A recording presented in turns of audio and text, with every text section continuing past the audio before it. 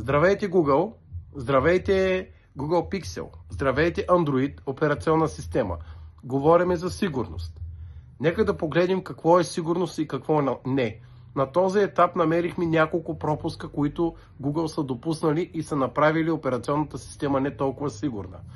Ето единия пропуск, който можем да забележим. Когато свалим надолу пердето и го свалим отново надолу, от тук така функцията или другите функции за работа с телефона работят. Може да се изключи звука, може да се пусне в лайт режим, за да не се чува, а можем и да изключим телефона, за да не може да бъде проследен. На всичкото отгоре функциите работят гладко и могат да се изключи.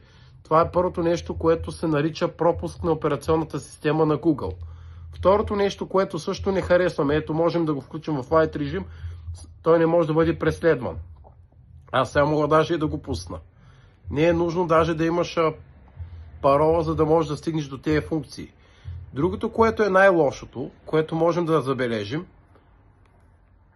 е, че възможността за намаляне на звука работи. Това, което не трябва изобщо да бачка, по принцип, когато телефона е в такъв режим. Когато е заключен, нито трябва да можеш да го намаляш, нито трябва да можеш да го изключиш. Абсолютно нищо. За съжаление, Android са направили този пропуск и това е напълно възможно. Ето, можете да изключите телефона, можете дори и да намалите звука, за да не се чува. И най-важното е, може да се влезе в самолетен режим, за да може телефона да не бъде преследван.